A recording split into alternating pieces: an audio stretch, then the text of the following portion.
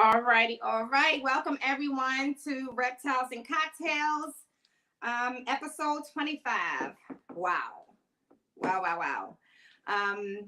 Everybody who's already here, appreciate you. Thank you. Give me a thumbs up to let me know that you can hear me. Hey, Elias. Hey, Bosa. Hey, Keys. Can someone just type in the chat that yes, you can hear me so we can get on with our introduction?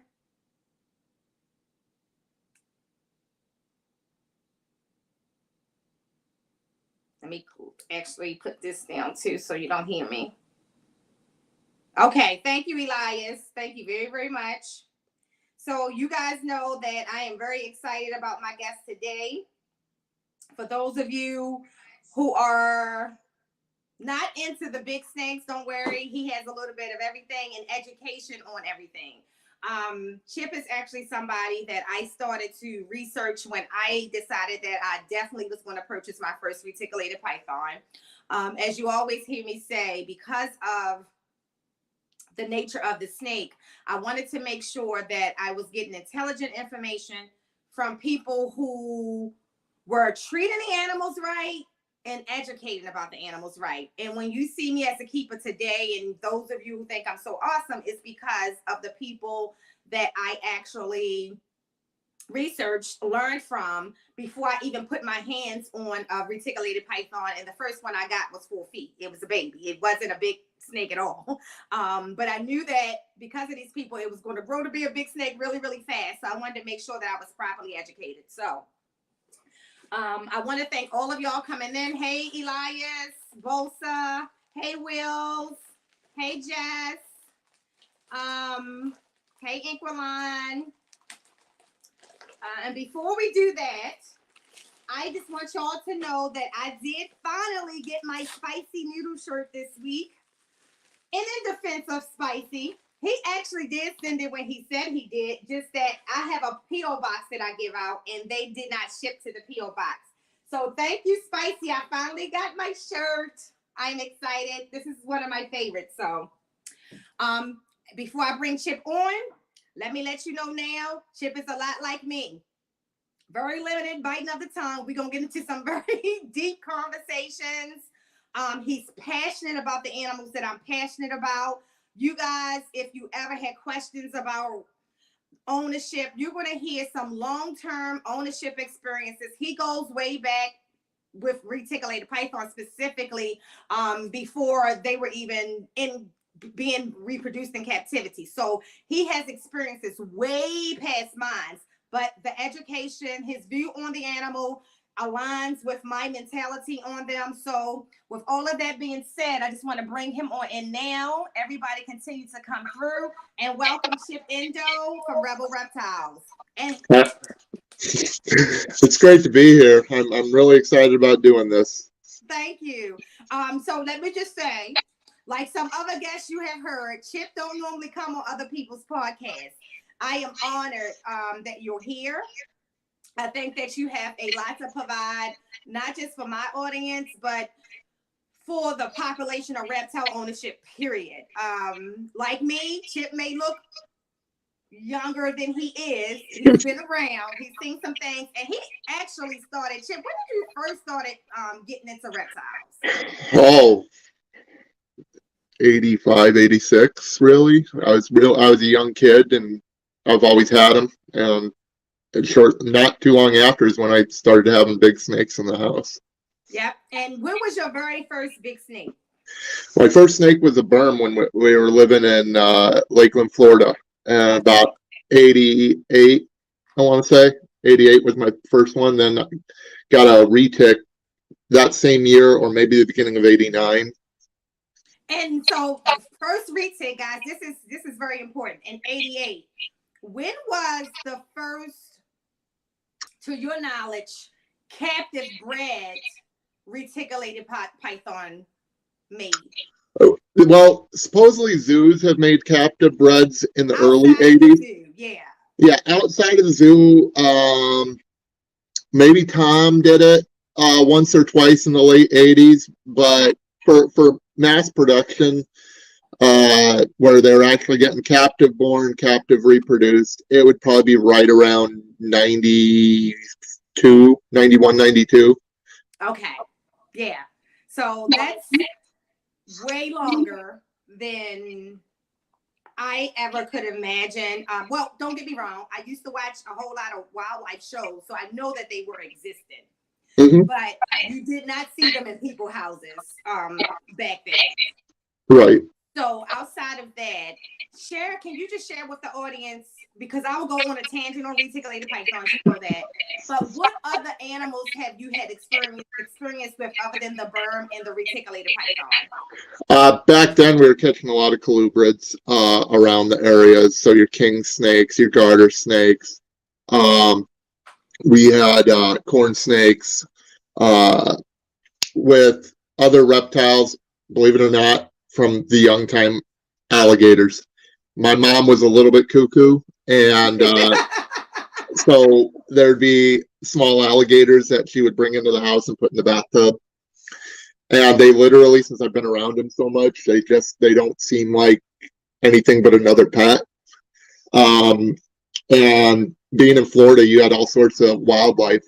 Lizards, we always had like house anoles literally living in the house because they were all over the place in Florida back then. And then had bearded dragons, early 90s, and they were wild caught. And same with iguanas. We had a few of those. Okay. Didn't really have much into the monitor lizards or at that time that early, but as far as snakes, it was mostly colubrids, the berms. You could go to pet shops down there and you'd see everything. They don't have pet shops like they used to anywhere else. Yep. I mean, everything was pretty much wild caught back then in the pet store. There places still open, strictly reptiles, in Florida that used to supply everybody, but there were so many importers back then. So you'd see all sorts of stuff in pet stores that you'd never seen before, but they were brought out. I mean, but as far as my household, mostly colubrids, a few old pythons, ball pythons, of course, but right. Back then they were considered horrible pets to have because they never ate. They didn't do anything. People thought they were boring, brown, ugly snakes. And so what happened? What made you move from Florida? Because you in where? North Dakota now? I'm in North Dakota. I lived all over, but the family moved to Illinois. Okay. In the early 90s. But a lot of my family's from the South, except for my dad. He was from New Jersey. And moved around from work and everything else. But I moved up to Illinois and didn't really have much reptiles up there at first, and then found out that the Midwest, Michigan, Wisconsin, Minnesota, Illinois, Indiana, had reptile shows. I mean, some of the biggest names in keeping that you hear of now started in the Midwest. Okay. And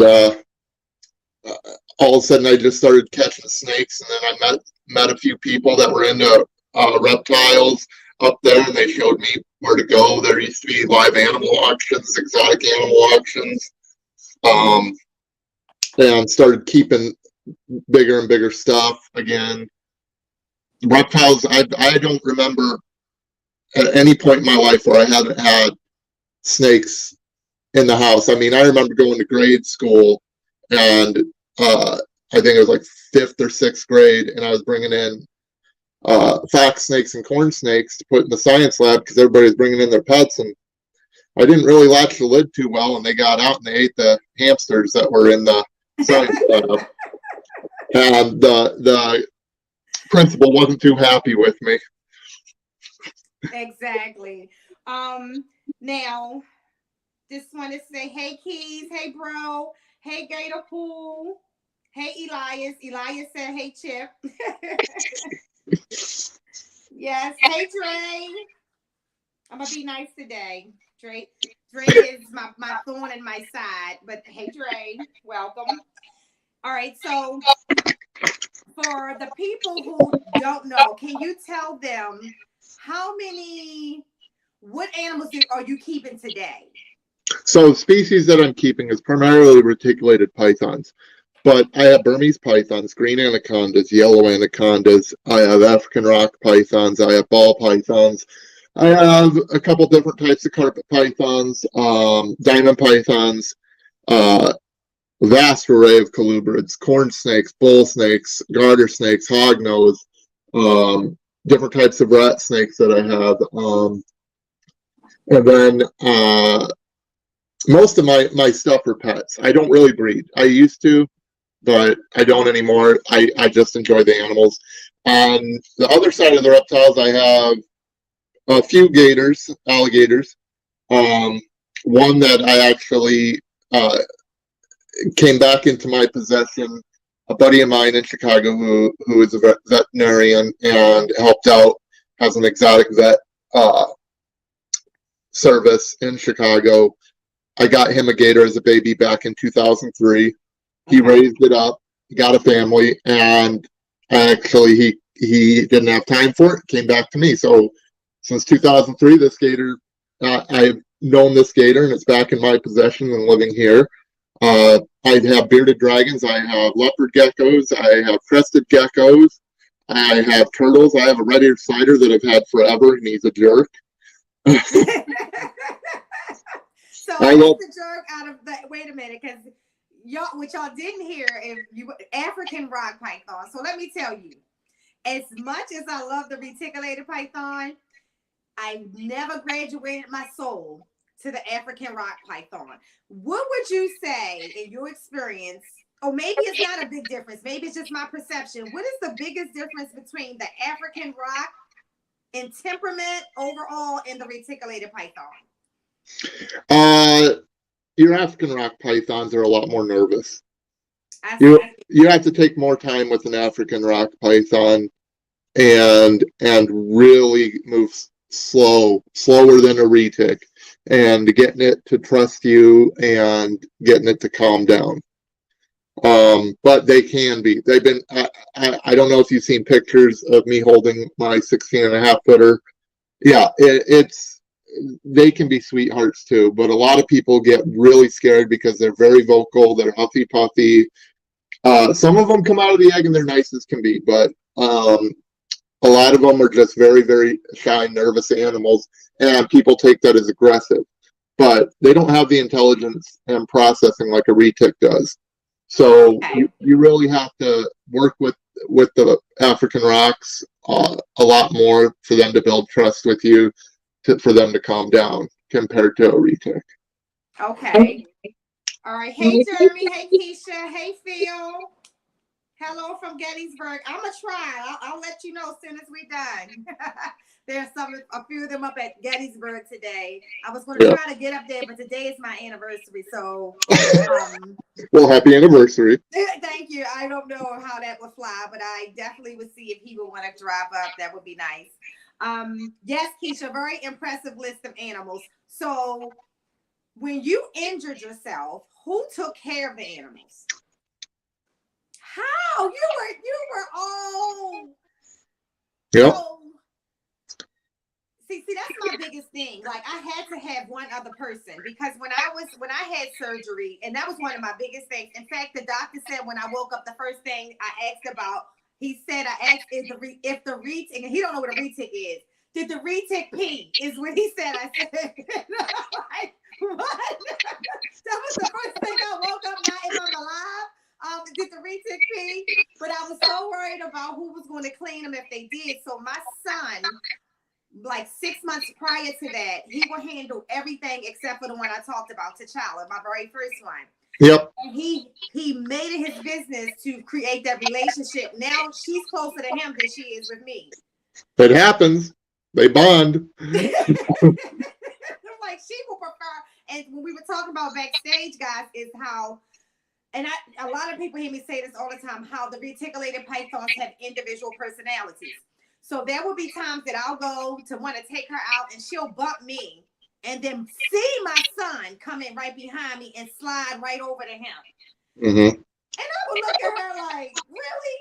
But that's what I love about him, the intelligence, that you can almost kind of like pit bull relationship with these animals. You know what it's going to do. You know what it likes. You know which ones like this. You know which one like that. You know which ones that you can feed like this, and which ones you better stand back here when you feed. You know all of that. But what is your, out of all of those animals, what is your favorite, Chip? Whew. My gators, honestly. I can't wait. I've fallen in love with them since I was a kid, and they're super intelligent animals. And I worked for an alligator wrestling company for a few years, and we had wild caught alligators. They were basically gators that were nuisance. And they were going to be killed, or we get them and we use them for a show, and they're not killed, and then they're retired to certain facilities. And everybody has bad opinions about them and think they're man eaters, and there's so much stereotypes. Even people that live in Florida still don't know that much about them. But once they realize that, and it doesn't take long. That's why when you see gator shows or gator wrestlers or whatever, you don't use the animal that often because everybody wants to see it strike, and that's the showstopper. But once they realize, oh wait, this person's not going to hurt me, they compute in their head, well, I'm not even going to try and fight them anymore. I'm closing my mouth. I'm going to walk away. They'll jump on me. I'll throw them off, but I'm not even going to try and bite. This guy's okay. I'm not in any danger. And they turn into dogs, basically. They really do. And they're smarter than people give them credit for. So that's a dream animal for me. I don't know if you ever heard. I have everything in this house that I want. Well, first of all, I can't have it in the state that I am. So it would have to be when I move. Now, the crazy thing is, when I was a little girl, you could have alligators in Maryland. In fact, they were in the pet shops you're talking about. I think it was somewhere in 1988, 89 where they banned them here. And at that point, this is the point that I'm approaching, graduating from high school and everything like that in 91. And so they took away my dream animal there. So that's the only animal right now. When I say I walk into this house, I'm literally the little girl's dream. It is the alligator. And I will not be whole until I have one. Now, people think I'm crazy when I say that, but people also thought I was crazy when I said I was going to get 8 reticulated pythons. So with that being said, how do your, I know you have children. Do you teach any of the children how to engage with some of the more larger animals? Oh, absolutely. Okay. Oh, absolutely. Everyone that lives in this house gets a crash course, and the little one started, my youngest, I started at about 1.5 years old, and introducing the smaller snakes, gradually going up. And I have some really big animals that, of course, I'm not leaving her alone in the room with them because she's still a toddler. You know how they are. They want to grab and poke and everything. But she'll go up and she's petting it, and the head pops up and she knows to put her hand underneath the chin. And, if the snake flinches, she sees it. She doesn't freak out, and she just backs up. And I show her how to do all this stuff. I've done it with everybody. It's something that, she'll go to school someday, and maybe another kid grew up and their parents told them how evil snakes are, or how dangerous everything is, that she can be like, not really, look at this, and children aren't born with fear. They're taught fear. They're taught fear. Absolutely. And people always ask that about my granddaughter. And this is the weird thing is with my granddaughter, now, like you said, like the berm, that berm is her snake. So Pearl kind of grew with her. So you'll see her holding Pearl by herself. No problem. I don't leave them alone together. But I don't leave her alone with my Rottweiler, because this a perfect example is that my Rottweiler is a big baby, but if he starts to play really rough, he can hurt a small child just because he's trying to play and he's 150 pounds. Exactly. So it's not about, I'm not leaving her alone because it's a berm. I wouldn't leave her alone with my little mean ass Yogi Poo up there either. He will bite her fingers because he don't like other people to touch him. Yep. But with that being said, that's one of the reasons and one of the things I love about my granddaughter. She is not afraid of anything in here. And one of the things that brought tears to my eyes is when she took her younger brother one day, he was like, and I came into the living room and she said, sit here. She's a little intelligent little girl. Sit here. We're going to start you off with some ball pythons. And you're going to sit here and you're going to hold it. And once you hold it, you're going to see that there's nothing to fear. And then you're going to hold Pearl, which is the berm. I couldn't get him to do it. He sat there, looked at his big sister. She put the ball python. She put two next to him, one in his hand. And he kept doing like this. He kept doing like this. Probably an hour later, he said, can I go hold Pearl? And he held the berm for the first time. So when you talk about the inherent fear, it's one of the reasons why I try to do the educational stuff for other people, because there's so many people who think first of all, they think we're crazy. And like I tell people, I wouldn't have nothing in this house that I know that every single day there's a chance that I'm gonna die. Now, Right. I'm gonna respect the animals I have, because like we were talking about earlier, if you don't read a reticulated python correctly, or if you are somebody who's going to take a reticulated python who is 17 foot long, put it and let it wrap around your neck, that snake can inadvertently choke you to death. Not because it's trying to choke you, it's because I'm trying to hold on because you're not embracing me. Yep. So I try to teach all of that and show people. And I want you to talk about the story that you told me about the time that you did have earlier, two reticulated pythons that could have really harmed you, and the things that you think you did wrong and how you learned from those experiences. Well, early on, we were only getting wild caught animals in, and back then you had a stereotype. This is before I learned the animals more and more. I was younger at that time, and I got a unknown locality in, and I was really excited. It was a full-grown adult female. She was pretty big, 16, 17 foot long, and I had pulled her out, and what I would consider now pretty aggressively, and put her in a tub to clean the cage. I didn't latch the tub. She was already agitated, and she ended up grabbing me in the shoulder and wrapping me up. I wouldn't call it a food response. I would call it, she's aggravated, and I did a mistake. She just came out of the jungle, just like we were talking about. You don't know how she was handled. You don't know how she was caught. She's in a new environment, not very long. And she had my whole body, and she started constricting. She wanted to get away. She felt like she was trapped in a corner. It was probably the most intense feeling I've ever had. I was by myself, very cocky young guy. And when that happened, I just had my one hand free, and she knocked me over because she grabbed everything, and I didn't know what was going to happen. Strongest animal I ever felt in my life at the time. And she happened to, when we hit the floor, her tail came over my leg, and my hands were down like this, and I was able to grab the end of her tail and twist it really hard with my fingernails. And she released just for a little bit, and I was able to push her off just enough to where I could move my arms, because that tail's very, very sensitive area on a retic. And it just gave me enough time to get out. I was very lightheaded. All the blood rushed back in. I was staggering and everything else, and I just ended up putting her back in the cage. And I realized that, I upset this animal. This animal wasn't, a mean snake looking to, do anything, but I aggressively took her out of an enclosure. I hadn't had her that long. I didn't know what type of trauma that she had been through. And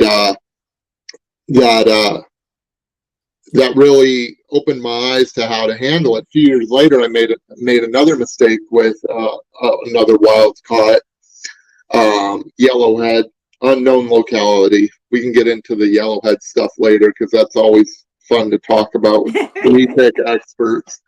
But I was another cage cleaning, opened the door. She was in 8 by 4 foot by 3 foot cage. I opened it, started coming out. I was in too much of a rush, and I was pulling her out. And at this time, I was just going to let her be on the floor and I'll clean the cage. Well, I rushed her out by trying to yank her out. She got agitated. I made a mistake. She grabbed me in the side. She wrapped. She didn't get both my arms. And I had an ice cold drink with ice in it. I think it was a Pepsi at the time or whatever. I don't drink pop anymore, but and immediately, because I just didn't want that flashbacks happening, I dumped it on her face. And all these mistakes that I made and all these ways to get this animal off incorrectly, these animals are so intelligent, they remember things. Yeah. Both of these animals, after I did both of those things, never trusted me again. And that's so important. And so that's why I tell people all the time, like when they see me with my animals, every encounter. And so going back to when they were younger, when you had, like you was talking about T'Challa, who is kind of was the moody one out of all of them. Yep. If she didn't want to be bothered, I didn't bother her. Because forcing that engagement at that time could have made her not like me ever. Right? This woman is a nuisance. Every time she comes around, she wants to touch me. And as the snake gets bigger, because we think, I tell people all the time when they say I want a reticulated python, these are the things I want you to remember. That baby snake that you see goes from this to that in less than a year. T'Challa was 11 feet. I got her about 3.5, 4 feet. Mm-hmm. She was 11 feet by the time she reached a year old. Mm-hmm. Now listen, they told me to get one with golden child in it first. And I know you're going to trip. You're going to go on this about this later when we talk about some dwarf. Get one with the golden child first because it won't get as big as the ones that just have the mainland blood. Well, when you mix golden child with motley tiger and sunfire, it's still gonna be a big old snake. I learned that real fast. I'm like, this snake is growing just as fast as anything else. In fact, she has stopped growing. She's probably about 15 feet now. She's slowed down a lot. But she's still bigger at her age than my actual tiger pod. Mm-hmm. And so I try to tell people the relationship you see that I had with them now started when they were babies. That's why I believe get all of mine at babies. I don't have any that were brought to me. I don't buy snakes that's already 15 feet for the reason you talked about. I don't know. I'm not a conservationist in that way. Mm-hmm. I don't know what experience that snake had. And even now, if I have a snake, and I showed this to my friends the other day, the tiger pod, where people think they're so uncontrollable, the snake is literally on the rat door, trying to open the door to get to where the rats are. Yeah. And I'm sharing a picture of all his little maneuvering, but I still can go over there and touch him and say, get off the door. But that's absolutely.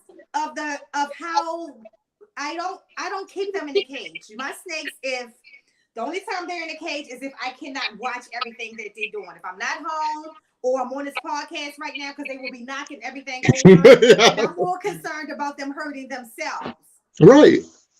But I think that if you're going to get them and put them in a cage, and I'm not, I hate to bring this up, but I get so aggravated when Jay Brewer show people when he's pulling eggs, and people think that that's what the snake is. No, it's being a mother. A ball python does that. Oh, it's not even just the fact that people are seeing that. If anybody's ever actually been around a retic on eggs, a mother is defensive.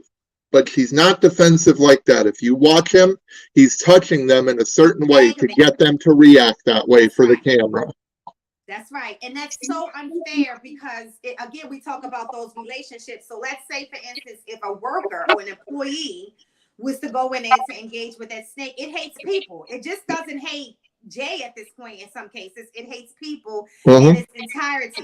So what I try to do is I tell people you can touch any of my reticulated pythons.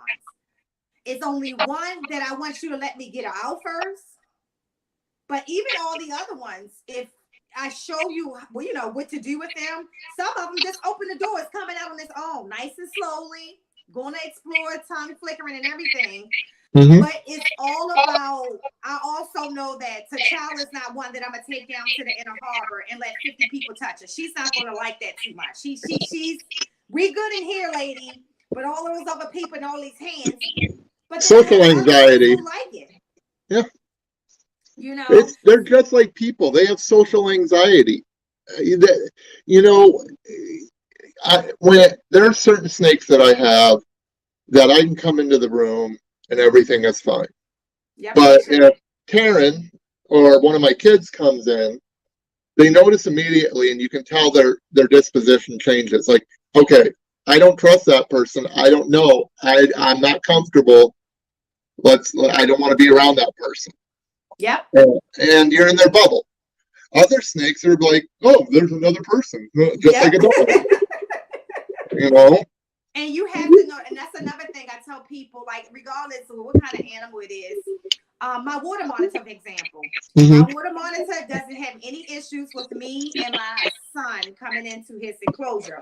Well, I think something about him also understands that my husband is deadly afraid of him.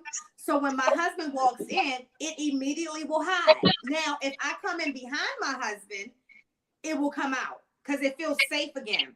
And when Mm-hmm. people say that, what is your thoughts of when people say animals can't think that way? Incorrect, 100%.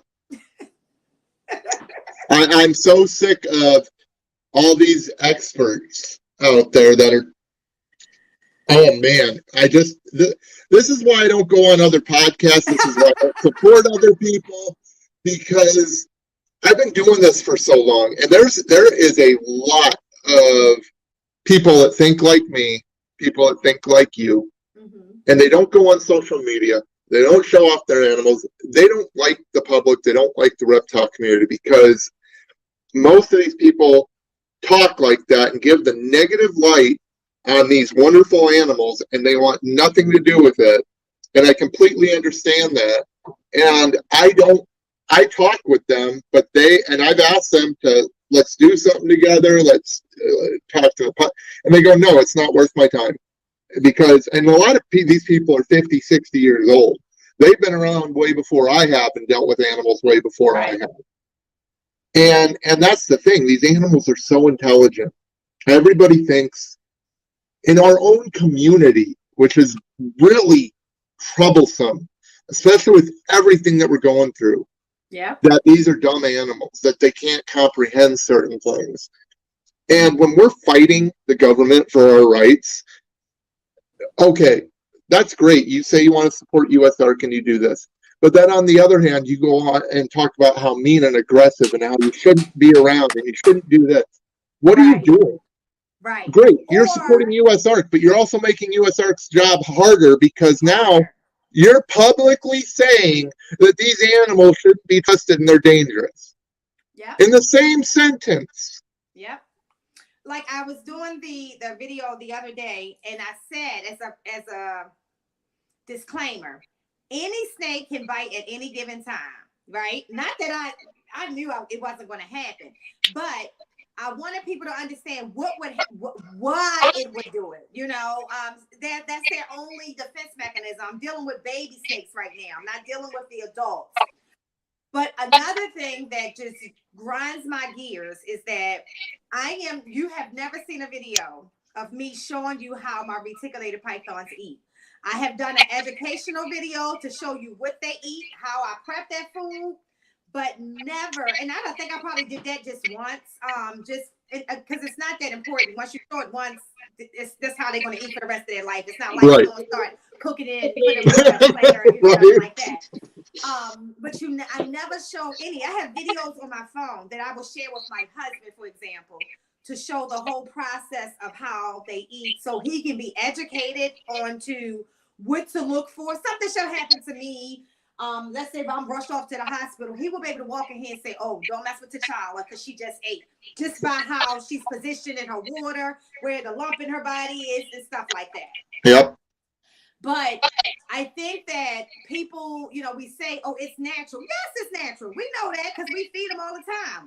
But for the person out there who actually owns that rabbit that I just fed, it's not a natural thing for them. And that person is the person who works with the congresswoman, the lobbyist, who's out there talking about how mean and crazy we are as reptile owners. They already think that, we're a group of weirdos who Yeah. don't look normal like, we do.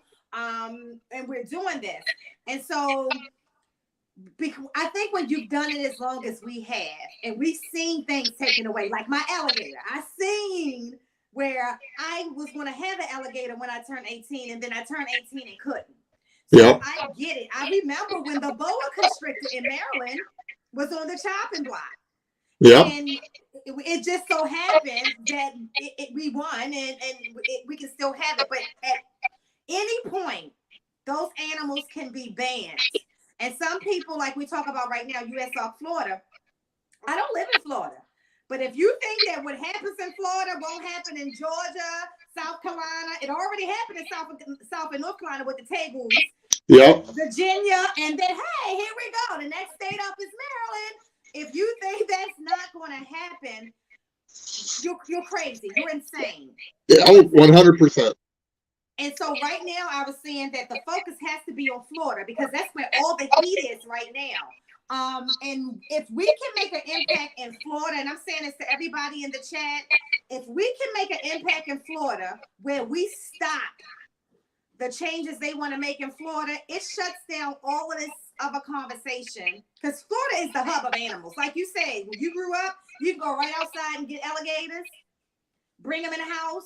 Iguanas, bring them in the house. Most animals that we have, including the reticulated python, I don't understand why people think this. They can't live or be alone even in Florida because 100-degree weather, a retic would die faster because I always say they fat people who like to be cool. You don't see a retic in an enclosure under 85. They are in 78 degrees unless they digesting food. That's the only time you're going to see them on their hot side. So if you think that a retic can live in 100-degree Florida weather, 114-degree Texas weather, you are out of your mind. Thank you. Yeah. You are out of your mind. But that's the message we need to be giving and showing. Like, because even for me, I had no idea that attempts for a reticulated python, I learned it from watching my animals. Then one day I went and I Googled retics in Indonesia. Oh, that's common sense. Oh, yes. You don't. Let me put the temperatures down. They don't want no 90 nowhere in here. Oh, wow. So you used common sense and went and did educated research on where your animal came from instead of listening to some dumb breeder with a YouTube channel. And you got to buy a vision cage and have your hot spot at 91 and 88 at the other side. Oh, wow. You never. And right now, honestly, the hottest side is right under the heat panel, and that's 83, 85, and they still do not sit on that side unless they're digesting. Yeah. If they do, because this is another thing, guys, that you might not know about retics, they'll rearrange their entire house, as I call it. Move the damn water bowl from this side to over here, the hide. I want the hide over here. Like, you can watch your retic behavior to determine what's uncomfortable for them. And let's say if you only have one hide, that's why I believe in having 3. If you want to have 8-footers or bigger, have 3 hides. Because if they want a hide to be comfortable to digest food, they got 1, 2, 3 hides to somehow try to fit their bodies under. Because at some point, nothing they can do is really going to hide their bodies. They can hide their head and their shoulders pretty much, or their head and their top part. But I always say that if you pay attention to the reticulated python, any snake, period, because you got ball pythons who don't like 91. People think that every ball python wants to be, it depends on where they're positioned in your house. If the humidity is higher in that location, you might see them in a higher temperature. But if it's lower, you might see them actually hugging around 85 too. Yeah. So the position of your enclosures are all the same. Now, when you mentioned the different, you have 20 reticulated pythons, right? 20 wild 20. Wait a minute. So you got more than just the 20? I'm not telling the number, but I've got a lot more than that. Okay, so damn. 20 just wild caught. Chip, how do you manage all of that? It's my life, my passion. I've been doing it for so long. That's why, like, and I go to work and I come home. Like last night, I was cleaning till midnight. After we get off here, I'll be cleaning some more. Uh, it's really simple with the way I do my animals. I have rooms downstairs, and I run ambient temperatures. And different animals will be either in different cages at different heights in the room, and I can control all that with fans and the heat that is built in to the room. And I just have a process, and I've been doing it for so long, and it's not a big deal to me. At one point, I don't have this many, but the highest number of reticulated pythons I ever had at one time was around 170, and that was excessive, way too excessive. I was burned out. I wasn't enjoying it as much. It took way too much time, but I still have animals from 20 years ago. How many retics with these retic breeders that you see and so-called experts and awesome, reputable people do you see that have 20-plus-year-old animals? That's true. That's absolutely true. And they have the capacity to live much longer than that. Oh, so, absolutely. My buddy Steven overseas has got a male that just passed away at 29 years old, and I know a person in Indonesia that's got a 34-year-old retic. So what do you think? I mean, I have my thoughts, but what do you think is causing the decline in the lifeline of the reticulated python? 100% caging and genetics. And when you say caging, so I tell people, because it's not about necessarily having a whole room, right? But if you're going to have them in, like, I think the largest one I have is a 10 by 4 by 4, for example. That's still not a big cage for a full-grown reticulated python. Right. But what I do is they come out every day, and I let them roam until their asses get tired. And you know when they get tired, because they come back, they'll find home. Oh yeah. On the other side of the house, and all of a sudden, next thing you see is them going back in their cells. And what I love about that exercise is that you hear people talk about their snakes pushing. My snakes don't push because they are tired. They wore themselves out, just like kids. They wore themselves out today. By the time they get back, they're going to bed. They're not roaming too much at night unless they need some water or something like that. So it's not, when you're saying that caging, it's not about having the enclosures that most of us have. It's about not taking them out of them. Exactly. So you've got all these guys that are buying 6-foot cages and thinking that their retics are good for the rest of their life. And then 99.9% of their life is spent in that cage. And they don't have exercise. They don't have interaction. I challenge anybody to go to your favorite breeder, YouTube breeder, Facebook breeder. I'm not talking about the big three, Jay, Bob, and Kevin. I'm talking about your other guys that are supposedly all reputable. And those snakes don't leave their cage unless their cage is being cleaned. And it's cutting their lifespan down. Also, the genetic part with the genetic mutations, whether people want to hear this or not, these are not ball pythons. Ball pythons, for years, I mean, there's hundreds of single genetic mutations found in the wild that are surviving, that are living, that are fine, that are great. That's a ball python. Retics, we don't know what the potential is because you don't see 20-year-old retics. There's also got to be a reason there.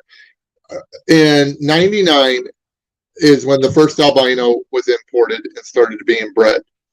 So that's 23 years ago. And was that who bred that? Was that Bob Clark? Yep, that was Bob. Okay.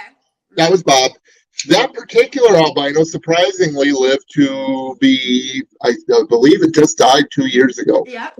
And it was already a full-grown adult when Bob got it. Saying, when it died, that snake is the snake. Like it was like if you go back to the genome, the one that created all of the tiger pods that Jim Jolly had. So if you went back, it would stem from that particular animal. So that animal reproduced, and then other people started reproducing. That snake that I have goes all the way back to that animal. Yeah. But that was a wild caught animal. But what are these genes actually doing? We already know in the wild, if you look at this from a scientific standpoint, before we get into all the morph crazes and everything else, the weakest genes in the animal kingdom, both reptilian, mammalian, and aquatic, is leucism and albinism. Okay, so those are, in the pet industry, those are our favorites. Yeah, everybody wants an albino, everybody wants a white animal, but it's a weak gene. So what is going on in these animals, and we're mixing these genes? Why is it that you can have a super Mojave, a super Lesser, a super Russo, white wedding ball python, all these white snakes that are growing great, they're not having health issues, they're breeding just fine, they're doing awesome. But you go to retics, ultras, black-eyed leucistics. We don't even know about the blue-eyed leucistics yet. Some of the albino retics, they are having so many issues. They're not living that long. You breed them, they die. They have digestive issues, everything else like that. But nobody is thinking about this in the big snake community. And so that's funny that you say that, because when I initially got the tiger pod, because he's tiger pod had albino, I wanted to breed him. But as you continue to read and you learn, like the biggest thing for me, and even getting into ball python breeding now, Ozzy said to me, girl, you're going to have to get used to the fact that some snakes are going to die. I, as a pet owner and lover, like it will break my heart that if I did something or made a choice for my animal, because we're making the choices for them. They're not deciding which female they want to breed to and things like that, or vice versa, and something happens. But when you I think Kevin talked about this a little bit too when I was at Nerd, was talking about the albino gene in reticulated pythons. Is there any albino reticulated python older than 15 years old that you know of? Yeah, I own one. But outside of yours?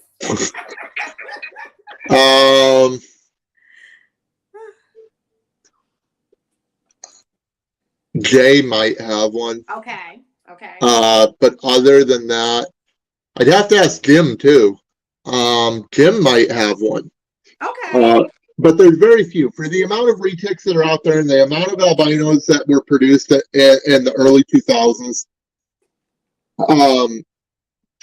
I do know of the A-males, there is 4 still alive that are 17 to 18 years old. The rest are all dead. But as for Clark's strain, which would be the oldest strain, with the amount that are out there, it's a very poor number. And you're going to have those oddities. Got you. You're going to have those genetic oddities, but it's not. Those are the exception to the rule, I guess you would say, because if you've got all these keepers and everything's going properly, and these snakes are living and eating and being happy and healthy, why aren't we seeing all these mutations living long? There's something to be said for reticulated pythons and morphs that you cannot 100% say that this is going to live to its full potential or it's going to be healthy its entire life, because the morphs haven't been around that long. Got you. Elias, I'm done with you today. So I don't care if I'm fat, but I refuse to have a fat snake. I make my boas move around. But that's a good point. People overfeed boas. Like I was telling somebody, my boas only eat once a month. And they was like, once a month? I'm like, yes, a boa shouldn't be eating no more than that. And I have some of the thickest but very healthy boas, because any animal, even with the retics, I don't feed them a lot. Like I feed them enough to keep them from being miserable and hungry. But if I give them a 12-pound rabbit, they're not eating another rabbit for another 3 to 4 weeks. And it's normally more on the 4-week side. Oh, yeah. I pay attention to them. If they don't start surfing at night, I can go 4 weeks. Oh, 100%. And if you guys see my retics, none of them are skinny, but none of them are obese, and none of them, they are very agile. I have 16-foot snakes who can climb up on this thing behind me and hold on. Oh, yeah. Oh, yeah. And so with all animals, I think sometimes we get more caught up into what they, like the image of a big snake. No, that's not why I wanted them. I wanted them because I wanted to. First of all, I don't think reticulated pythons, and you can give me your opinion on this, Chip, are going to be around in 20 years. Other than the people who actually own them now. I'm talking about actually still being produced in 20 years. Well, I've had this discussion with the people that won't come on social media, and you're pretty much correct on this. So I'm working with another individual to keep certain localities alive in the United States. Okay. But as for the mass majority of these retic breeders and everything else, especially with the laws being passed, it's not going to be around. Now, it's because multi-factors. Most of these breeders do it for money and fame. They don't do it for the animal. They don't responsibly breed. There's guys on YouTube that will have a female that's ovulating, and they'll put whatever they want to it just because she's ovulating, and they can. They don't think about consequences. I mean, this industry and the big snake industry bothers me a lot because they preach so much stuff, but they're talking out of both sides of their mouth. I breed responsibly, but I'm breeding everything that can breed. I'm having 160 babies, but I don't have 160 homes, but I will check to see who I'm selling to, but they sell to the kid at the next show who has a couple $100 without knowing where that animal's going. Right. So you've got a bunch of factors coming in. Ball pythons will be around for a very long time. They're easy to take care of. Anybody can pretty much own them. If you set up things right, they're pretty hardy, but retics aren't. So once the money flow is gone with these people, nobody's going to want to breed them. Laws are going to come, so you can't breed them. And then they're all going to be slowly disappearing. And it's sad, but I agree with you. But there's so many factors on why that's going to happen, but nobody wants to hear it. And I think that, like someone asked me, when I initially got into reticulated pythons, what changed my mind about breeding them was when I realized what type of time, care, attention that they deserve, right? Yes. And I said that I don't think there's enough people like me, you, Viper. There's some good people out there who really take good care of their retics. But if you have a clutch of 30 plus eggs, I couldn't make a list of 30 plus buyers. I couldn't make a list of 2 buyers. I'm be honest. That could say I can take care of this animal at any expense, any cost for the rest of its life. Absolutely. So my mind changed instantly, and that's how I ended up getting into ball pythons. Now, I owned ball pythons way before anything. But when I wanted to breed retics, and then instantly I'll say by the 3rd one, I was like, I'm not doing that. These animals deserve the life that allows them to explore the house. Like people like, you let them go upstairs? Yes. I don't have trees in here, and I'm not letting them get caught up in the tree outside. So the banister is a great place for them to be, and they love doing it. And you'll watch them sometimes go up the banister, sit up there for a while, come back down the banister, go back up the banister. That's something that snake is enjoying. It's not doing it just for the hell of it. Right. And so if you can't do that, if you have an apartment, for an example, and I'm not knocking anybody in an apartment, it's like a Rottweiler. I don't believe a Rottweiler should be in an apartment. Oh, absolutely not. Reticulated python should be in an apartment because of the fact Agreed. that they're climbers. Agreed. They're climbers. So the only place they can't go in the house is because my husband is the basement. That's his man cave, and he just would pass out. But upstairs, downstairs, any room They want to go into, I mean, my only thing is don't hurt yourself. Don't knock anything over that's going to hurt yourself. So getting into that, what are your thoughts? Because this is a fear of mine, and I'm going to ask you, and I asked other people have mixed opinions on this. So because I've seen situations where two reticulated pythons are out at the same time and one harms the other one, and it's a bad harm. Like, it's not a little bite, like literally slash the other one. Do you ever, now I do have a couple because they've always kind of been together that I'll let come together, but is it a certain point where I should be careful with that? Not really. Well, males during breeding season. That's it. Okay. If you notice your male is starting to arch, don't have another male out. Don't have another male out. But when it comes to, if you've got females can live together. It doesn't, and they can move around, they can play together, everything else. If female's not ready to breed or ovulating, you can have a male out with her all the time and everything else like that. Okay. So so I think that's the thing. I always kind of have the males and the the females all together, but the males never out at the same time. But I do notice that my male and my female, they were always kind of like, they'll cross each other, and almost like sometimes T'Challa would even like break it, like she's telling him to come on. Like, if she's going this way and she'll look back like come on, we're going this way, and then he follows her. Contrary to what people think, retics are very social animals. They like being around each other. You just have to look in Indonesia and watch this stuff. It's like, oh, I just found a retic. Oh, there's another one. Why are they clumped together in cave holes? Why are they in trees together? This is all the stereotypes that all these professional retic guys think they know, and they don't know anything. And it really aggravates me because it's so narrow-minded in the own community. The retic community is its own worst enemy. Yes. So if you notice, when I first got into them, I used to spend a lot of time in Retic Nation to get educated. But then it became a place where, even down to, I had somebody in there tell me because I was a woman. Oh, yeah.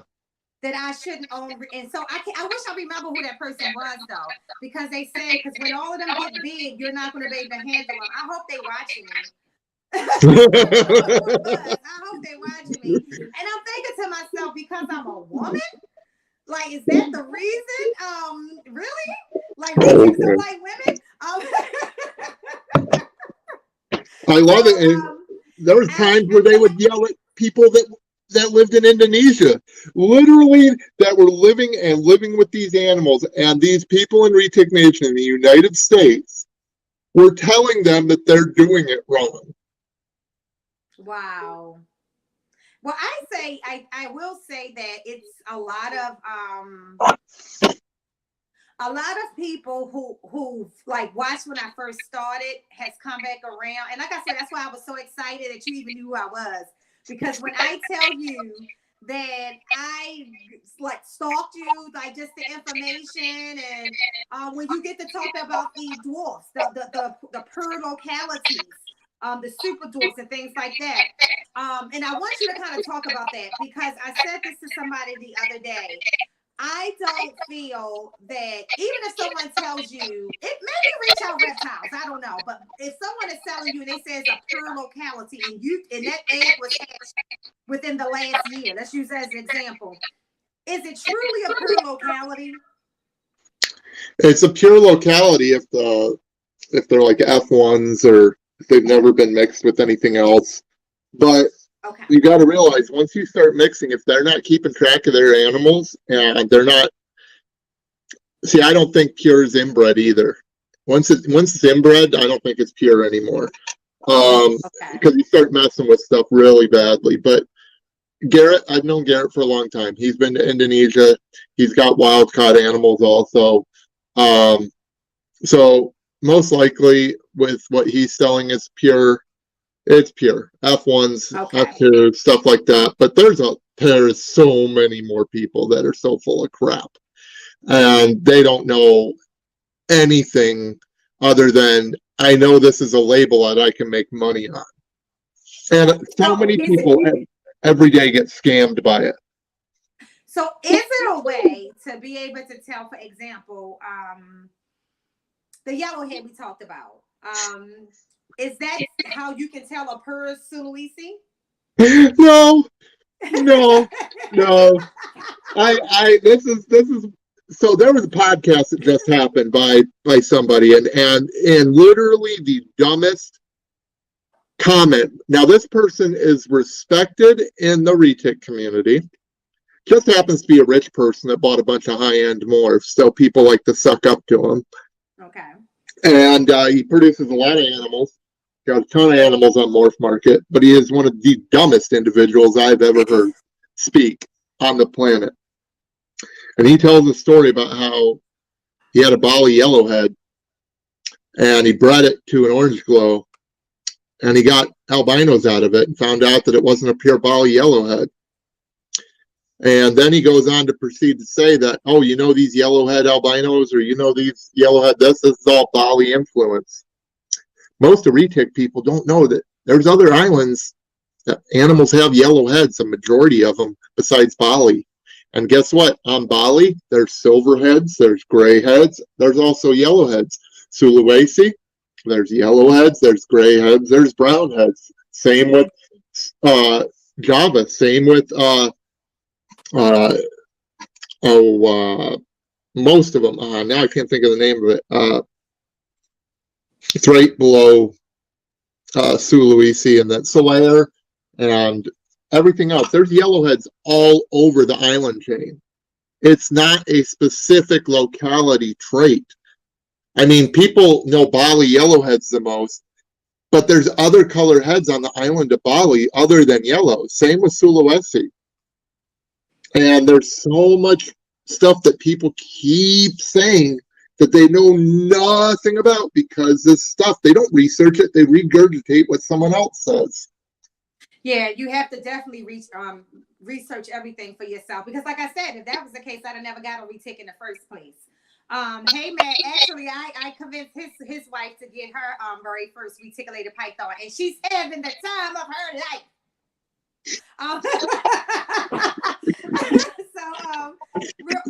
Elias said, "What is Chip's honest opinion?" Oh, I'm gonna let Chip answer his first, and I'm gonna give you mine. What is Chip's honest opinion on super dwarfs as pets? I know mainlands aren't for me strictly due to the lack of space. So I hate the term super dwarf. That's a marketing thing. And dwarf in general is a marketing thing because these aren't little people. These aren't pygmies. They aren't whatever. They just happen to be a smaller size animal depending on the island. To say that it won't get that big, they're genetic anomaly. You can't guarantee that this snake is only going to stay this size. I don't care what anybody says. Right. Jampeas were listed as dwarf for a while. Garrett's got 12-footers, but I've also seen 18-foot Jampeas, pure Jampeas. 18-foot. Those are dwarfs? Really? Because I can't get mainlands to get that big here. You know, your Calatoas, your Solairs definitely are not dwarf. I don't care what anybody says. I've seen pictures in Indonesia of 17, 18-foot, all this. And your super dwarfs, your Kiowatis, your Madus, all this. There is genetic potential anywhere for them to, 12-foot animal. Go hold a 12-foot animal. It's still got to have a big area to move around. Yeah. There's not a retic unless it's stunted or really genetically refined down to a point to where it probably won't live long. That is going to be only get to 6 foot long. There's just not. All retics are going to hit a pretty large size for anybody. And so, Elias, my thought to piggyback on everything Chip just said, if you have boas, you technically have space. The thing is that boas don't need all of the. Well, I don't say that. Boas should still get exercise, but retics must. They like to be on the move. So if you have the time to let them come out and just explore, even if you got like a little baby pool, I like to take out the kids' pools and put them side by side. Let a couple of the males and females go out and just get in the water and move around the yard. it's more to me about exercise, because the enclosure could be an 8-footer, but they have to be able to exercise. And if you don't have the time to let them do that, it's not going to be a happy snake. Well, that's the whole thing, this marketing thing with the super dwarfs. And I'm not trying to attack anybody that's asking. This is just general, my observation of what has happened in the past few years with the super dwarf craze. People are making an excuse. I don't want a mainland because it gets too big and I don't have the space. Mm-hmm. What do you mean you don't have the space? Because if you can't take a mainland out and let it roam or interact with it, what's a 10-foot super dwarf then to you? Are you just going to keep it in a cage all the time? Right. Just because it's not a big snake? I mean, it's still a retic. I agree with you 100%. What is your motivation for getting this animal? Because you have to think about the animal before you think about anything. Because if you can't take care of a mainland, what is the difference between that? Your size stuff, you still have to let it out. You still have to interact with it. And like I said, this dwarf and super dwarf stuff, a 7 to 10 foot animal is still a big animal, but it has to have interaction and exercise. So, and that's the answer, Elias.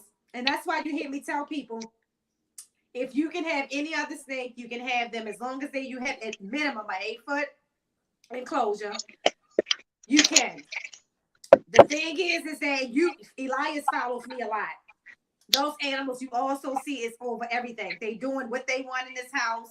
You cannot keep them in cage because their brains are constantly working. If you ever just one day sit in front of a retic enclosure and watch them, just watch them. They are constantly thinking about their next move.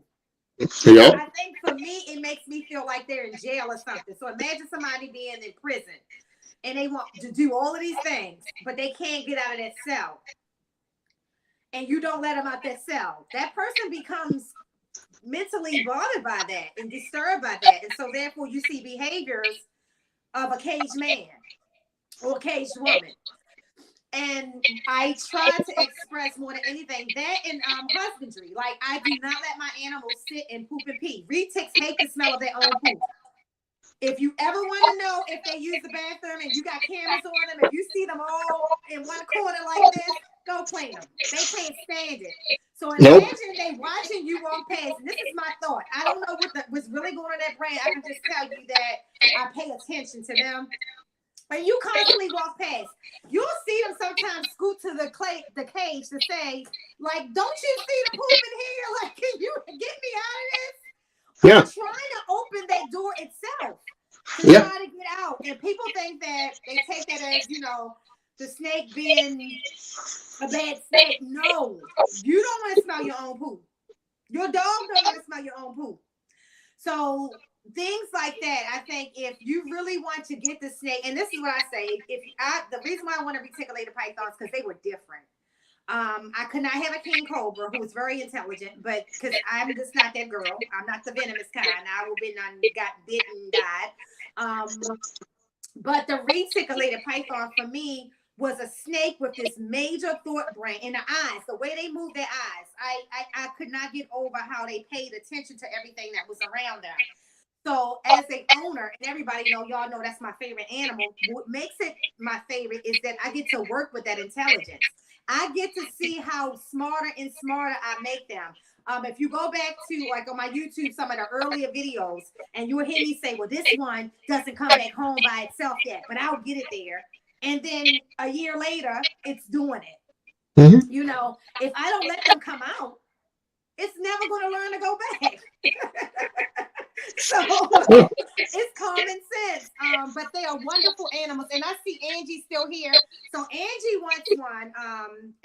Angie and Jeff from Celtic Balls. Jeff doesn't want her to have one, but Jeff, I'm telling you, Big E didn't want his wife to have one. Big E has to admit that it's the coolest animal in that house.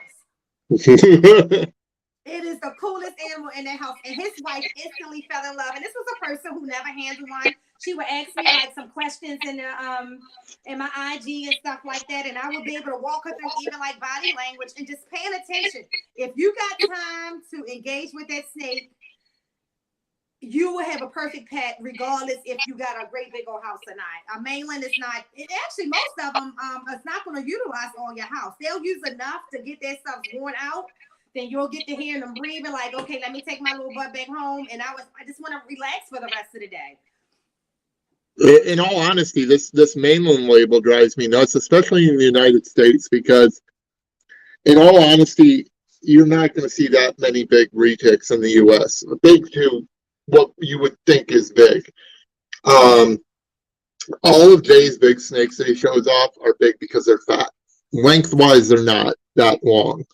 You're more averaging 13 to 15 foot as an adult and won't get any bigger in the United States. It's very rare to hit that 18-foot mark, even rare to hit the 19-foot mark, and a lightning strike to hit the 20-foot mark. I've been chasing the 20-foot animals with me forever and trying to verify. There's a lot of claims out there, but a lot of them aren't true. I mean, all of Guinness's records are false too. But I've tried to get the genetics that I have, and it's all depending.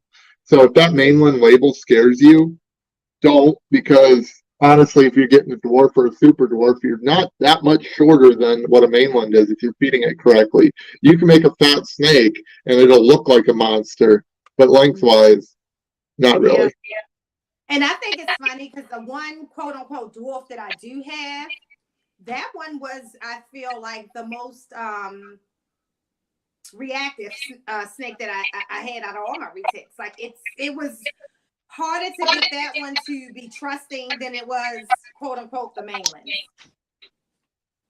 I have an 11-foot golden child that is 12 years old, and it was bred to the breeding was a golden child male to a wild-caught calico female. That animal is that old, and it won't be growing any bigger, and it's got no dwarf blood in it. Got it. All right, so outside of yourself, who is your favorite retic breeder? Bob. I've known Bob since I was a kid. Bob Clark? Yep. Okay. And I don't want to say, if there was anything that you would like to see done differently amongst retic breeders, what would that be? Everything. Everything. I can't go a day without getting on these podcasts, watching these podcasts, seeing these posts, and just it angers me. It angers me about the misinformation. It angers me about the husbandry. It angers me about, I mean, I can go on and on all day. You've got a guy that says he's an educator and doesn't even know where Indonesia is. I'm not kidding. There's people that have no clue about any of what a retic really is. They'll tell you a morph, but they don't know anything else about them. You know, you've got guys out there that are overproducing. You've got guys keeping animals in tiny enclosures and guys that are scared of them. But then there's so many different things that you don't buy a male. Don't buy a male because a male will kill you. It's like, what are you talking about? My educational animal that I had for 15 years was a 13.5-foot A-male tiger, male, and he was the best snake for kids shows. I mean, it's everything that there's no accountability. They talk a good game, but they're all ignorant. I don't care. And people want to say I'm jealous. Jealous of what? I'm not. My last clutch I shipped to Japan. I didn't even sell anything in this country. I hate how irresponsible the big snake community has become. And it drives me nuts because I am an educator. I'm a conservationist. I truly love the animals. And at the beginning, when the hobby first started going with the retics, it was nice. But now it has gone absolutely bullshit, because are there good people in it? Yeah. But just like it's politics, we see it all over the world. And why people can't understand this is beyond me. If you're, let's say you're having a protest for the right reasons, and everybody is in it together, but then you have a bunch of bad apples off to the side, right, doing destructive stuff that has nothing to do with your message. right. What does the news do? The news focuses on the bad apples and Yep. lumps everybody together. Yep. And the point is lost on the general public. And people ignore it. That is what's happening in the big snake community. You have these people that are showing off and spouting incorrect facts, thinking there's going to be no consequences because they're experts and they have a little business card and everything else like that. Meanwhile, the people that are trying to take your rights away are watching this, putting it away and recording all of this stuff. Yep. And it doesn't matter what I'm saying anymore, because they're going to show this guy that's got 30 of these snakes that are going to get 25 feet long that'll eat your neighbor's dog and kill your kid. And he's living right next door in this house. And then he's going to release them when we take them away, and they're all going to eat all the native population and everything else, because that's what they hear. Because of all this bad apples. There's no education in it. And it just drives me up the wall. I totally agree. Justin, so then if that's the case, I got 8 out of 4, 8 out of 8. So I think that is just what Chip is saying, is that for most of us, we see the image. And that's why I show you guys my retics so much. And I try to share them with the world, especially when they're doing funny stuff where people wouldn't think that a snake could even do certain things. Because as many videos that, like Chip, you're saying, that's out there, people doing bad, if we overproduce the videos of people doing amazing with them, we can have that dialogue and that message out there as well, for people to pull and for people to reference. But people like to flock to the craziness of an animal. I'm no different with alligators. You know, people like to watch videos of alligators eating animals instead of alligators interacting with humans without a reaction. Right. And you should be more intrigued in that. So my next question was, I want you to give me your opinion on the best feeding regimen for each side, a newborn retic. How often you should feed it and what should you feed it, in your opinion? It all depends. Genetics play a lot of part in it, on whether it's hungry or not, what you find best nutrition. Mice doesn't have a lot of nutrition in it, but if you've got a really finicky eater, I find that, mice right off the bat, small mice, gets them to eat a little bit, but hatchlings and stuff like that, I'm going with rats and rabbit pinks, depending on the size of the hatchlings. Really good nutrition right off the bat, get them started. Because in all honesty, mice just don't have, a retic is so active. It's not like a ball python. They burn a lot of energy, and they need a lot of protein and good nutrients. So try and get them onto rats as fast as possible. Sometimes you have to feed live. Sometimes they'll take frozen thawed. But rabbit pinks, as soon as you can, get that great nutrition in them. Guinea pigs is another good source of protein for them. As you're moving up on the size, you want to have a pretty good bulge in there. And when they're young, they're garbage cans. So if you want them to grow really fast, you can feed them weekly. These guys that are your retic breeders are feeding twice a week. But in all reality, if the genetics are there and it's got a healthy weight, you can visually see the snake as it's growing. If you're seeing it and it looks really good, you're not seeing ribs, you're not seeing backbone, the head shape is really good, nothing's sunken in, feed it really slow. And if the genetics are there, it'll keep growing correctly. You don't have to power feed it. You don't have to feed it weekly if you don't want to. Each individual snake will tell you what it wants to do. If you've got a snake that's constantly moving around and you're letting it out and you can tell it's looking for food or whatever, no matter what size it is, then feed it. But don't feed it something crazy, or don't try and overfeed it.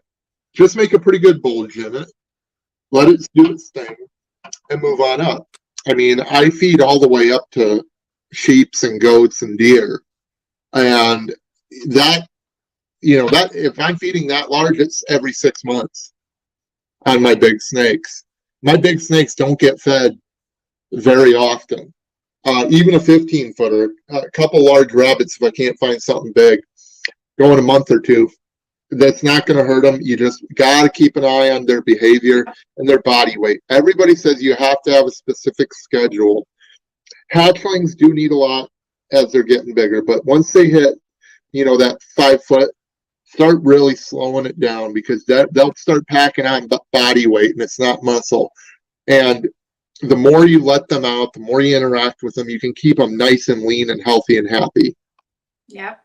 And Elias, reading your comment, so I think the second person come more into play if you're a person who feels that you have to be lifting a snake. So what I did was I condition my animals to come out and go in on their own, so I don't have to lift them. So that's why it's not a big deal. Now, there may be sometime maybe you got to give it medicine or something. I haven't reached that or anything like that. Definitely, I think you would want a second person. I recommend that you're not in a household with snakes that are just using 20 foot, not necessarily the 10 foot, but 20 foot for sure, trying to give it medicine, and nobody else is there to support you, because even at 10 foot, a reticulated python strength is incredible. Oh, yeah. Absolutely incredible. But so is a boas. I actually can get a retic to move faster than I can get my boas. Like, normally with my retic, if I kind of like touch them and like to say go, a boa will hold on to whatever it's holding on for all dear life. And until you can get that tail off, it's not letting go. So I definitely think that's a good practice, especially if you're new to the reticulated python. But I will tell you that I never thought that I would get to a point. I'm more concerned about my berm. When my berm gets 15 feet, than I am the retic, to be honest. Because the retic not listens, but it understands what I want it to do. Without me putting my hands on it. It understands what I want it to do. So your berm is your dopey little friend. Right. That just doesn't listen. I've got my berm the same way. The berm is the person who comes to the party on wine. The retic came on coke. Yeah. That's the best way to put it. There's two totally different big snakes. Different big snakes. Well, like what you were saying with how yours come in and out. So when I was injured, you were asking, how did you do this? Well, that's it. I had one good arm. They come out. I'm doing one arm cleaning and spraying and doing all that stuff. They're out. They're climbing over my shoulder, doing their thing or whatever. And they go back in. Yeah. If you know your animals and you work with your animals, trust me, they make amazing companions. And they do. Like I had showed somebody one day, me being inside the enclosure. It's like, you're cleaning inside. You're sitting inside this enclosure cleaning while the snake is in there. I'm like, yeah, what's she gonna do? Eat me? Like, she's sitting in the water like, you're cleaning, mommy? You're cleaning? Yes, I'm cleaning, and knows to not come and get in my way because I'm in there cleaning. And you can condition the retic to know that. Like, I like to have fun with, and I don't do all retics are different. So I can't do the same thing with every last one of them. But like T'Challa, if I sit on that side, she already knows that I'm getting ready to clean. She will move out the way. She will get out the way because she knows that I'm ready to come in there and I gotta be over there. That's where I normally sit in Indian style to get her sealing and stuff like that real good. And then I'll get out and she's fine. It was a time when she was younger, you couldn't take both doors off with her coming out. Now we can take both doors off and she will sit there knowing that we're cleaning. Once we're done, put the doors on, leave a door open, then she'll come out. I'm telling you, it's an incredible experience with these animals. It's so incredible. Even in the own retic community, they get demonized, and that's what bothers me. These breeders shouldn't be keeping them because they don't respect them. They don't know anything about them. And they demonize them all the time. Like there's one guy. Now, I am not naming names on purpose because I'm not going to get slander or whatever. But I think if you guys really did research what I'm saying and find it, you'll know exactly who I'm talking about. But this other individual likes, he's very rich. And he got into retics a few years back and got other people's collections, spent a lot of money. And he says he has his own business. And I love the business names, and he calls his place where he keeps his retics his facility. Well, his facility is an oversized shed that is all built up where he keeps his motorcycles and his everything else, and the cages are in this building. Same where if you start a vehicle, you start a motorcycle, exhaust comes out. These animals can breathe it. Well, this guy's such an idiot, doesn't know how to handle any of his animals. And he acquired a wild-caught male, and he posted a video, and he made a little soundtrack to it, trying to act like a badass. He's holding one of these giant python hooks. He's a complete freaking moron. This animal was terrified of him, wasn't being aggressive, scared, and I felt my heart ached for this animal because he's trying to manhandle it. The snake lunged out, mouth open, but then pulled back and tried to run away, and he goes running after it with this giant python hook. This poor animal is being abused because he doesn't know what he's doing, and he doesn't care about the animals. He thinks because he bought these big 8 and 10-foot cages that that's good enough. You can see the fear in these animals, and this is why I hate what a lot of these people are becoming popular in the own community. Just because they have money, they buy these expensive morphs, and they make these horrible videos of these animals. If you did that to a dog, they'd call the cops on you. Yep. Nameless says, sorry, I probably missed it. What would you say is the average size for a retic? So he talked about them not living as long in captivity, but what would you say the average true size of a healthy retic? 13 to 14 feet on average of a mainland. You know, you're about 12 foot, 10, 12 foot on a dwarf.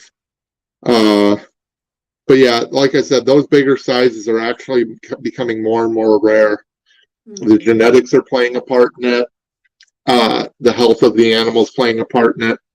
In all reality, retics are the hardiest python probably out there to keep. They can handle colder temperatures. They breed really easy. You really don't have to do anything. They breed so incredibly easy. Unfortunately, they can tolerate abuse. They can tolerate non-clean areas. They tolerate a lot. And that's unfortunate because I wish they'd be a little bit more sensitive so people would take care of them a little bit better. Yeah. But they're so incredibly smart and they see their surroundings. But with the genetics just going, it's bottlenecking everything because there is no new blood coming in. The few of us that have the wild-caught genetics, we're trying to keep that as pure as possible. But as bottlenecking goes, it's just a matter of time before inbreeding starts and you bottleneck again. So in reality, don't go off of what you see on prehistoric pets because you got to realize how many animals that man produces and how much that man feeds and makes the snakes look bigger than what they are. Don't get scared off by that, but that's the real numbers in my opinion, and I've had this discussion with a few people. So stuff looks bigger than what it actually is because people's perceptions are different. And sometimes even with color, because I've never been able to actually measure. Now, sometimes because of where they're in the house, and I can measure like from door to door and things like that. But I'll give you an example. My Motley Golden Child's son looks like she's way bigger than my Motley Mochino. And we watched them stretch out side by side the other day, and the Motley Mochino is actually bigger. Yeah. And I think it's because he's a different color that it made him look smaller than her. Oh, yeah. You can Yeah, have so I think definite. color has a lot to do with it too. I have a Sumatran locality male, and he looks bigger than one of my Bali female wild caughts. And they were out next to each other, and he's smaller, but he looked way bigger. And their pattern differences right there. It's just Bali's a lot lighter than Sumatra, and it looked, because he was so dark, he just looked a lot bigger. What is your favorite reticulated python? I know it's kind of hard to do because you've been doing it so long, but if God said I have to take them all and leave you one, which one would it be? Well, the one I have right now is my Sumatra male. Okay. Wild And for caught me, Sumatra it would be male. the golden child cow. It would be the golden child cow for me. And it's not even based on temperament, because temperament, it will be my tiger. That tiger pod I have is the best retic ever. But if you ask most people, pieds are mean. Oh, that's what they told me. I tell that story all the time. I was going to die. So I was telling this a couple of weeks ago on a podcast. They kept telling me, when you got a tiger pod, oh my God, you ain't going to never be able to handle it, this, that, and the other. And I look at him all the time like, I do more videos with him than anything. That's the one that was on the rat door, and I can just go over there and get off the door. That's the first one that I didn't have to use a hook for. Yeah, wait. Thing is so smart. You want to know why? Because you care about your animals, and they know it. Yeah, I'm like, people have been saying that for the longest, and I tell the story. I was like, I just knew when I got this one I was going to die or something. Like, he is better than all of them. So it's funny. And it's still to this day, people would see him be like, oh my God, you're not afraid? Tiger pods are horrible. I'm like, he's not. He's the easiest one out of all of them. And I think also he's the most observant of me. Like, he watches me in everything that I do all the time. He's the one that on a recent podcast, he was in deep shed. It was like, oh my God, she's holding a tiger pod in shed. I'm like, I would touch him in shed before I touch any snake, including the ball python. That's how good we are together. I do believe also that I expected him to be so massively bigger compared to everybody else. And he's not. He's growing much slower and smaller, and he's on the same eating regimen than the Motley Mochino and the Motley Golden Child son. The one that seems like is going to be the biggest one is my Motley Tiger Hat Purple. That girl just grew out of nowhere. Could be. You got to see it when it hits the length, because once they stop growing, they won't grow anymore. They don't continuously grow like people think they do. That at about 13 to 15 years old, they're done growing. That's it. That's when they shut off. You can measure them every month, and they won't grow a centimeter. And then the false genetics, like the tiger gene. I knew Carl Herman. He's the one that imported the original tiger male. And that male was... Oh, wow. So I thought it was Bob Clark. No. Okay. Nope. Carl Herman, he lived in Minneapolis, Minnesota. He was Bob Clark's close friend. He was an insurance salesman. He loved snakes. He imported this random retic in 90, and it turned out to be the tiger. His business partner, Monty, who lived in Wisconsin, who bred snakes, was like, oh, we need to see what this is all about. And then Bob got involved with it too. But this male at death, which that male was probably close to 30 years old or a little older when it died. Carlson's passed away of cancer, unfortunately, but that animal wasn't even 13 foot long. And everybody thinks the tiger gene is what makes everything big, because they see all these massive tigers out there. I thought that too. See, this is why I love you. I thought that too. But that animal was bred to Monty's and Bob's really huge wild caught, probably Java and Sumatras, that were really big. Okay. So it came from the female side, because that animal, and I've seen the original pied that Mike Wilbanks brought into the country that Bob and Mike had a partnership with, and then Mike sold the entire thing to Bob. And that male is not big at all. That male is probably 10, 11 foot. Yeah, no, he's definitely he's not even on like the biggest rabbit yet. Like that's, and he's the same age as the two oldest, but he's a big size difference. Yeah, Bob's probably got some of the biggest pieds, adult pieds out there, and I don't think he's got one that's over 15 feet. Got you. Now, when I get my alligator, because it will be in Maryland, tell me what's the must-haves. What? Nicole, don't you get an alligator unless space. It is a must because you can cause, they're almost like fish. You can cause them to get stunted. You can cause them to get metabolic bone disease. You have to make sure that you have a wide variety of food. Fish, protein pellets is a good thing. You want to make sure they're getting enough calcium and iron in their diet. I feed everything. They get messy, but rabbits, all sorts of stuff. Clean water is a must for a captive alligator. Have a good filtration system on a pond. That pond better fit him if you build an indoor pond or an outdoor pond or whatever. If you're starting out with a hatchling, get a 200-gallon horse trough. Make sure that he's got enough room to go around. Once it starts getting bigger, you start getting bigger tubs, everything else.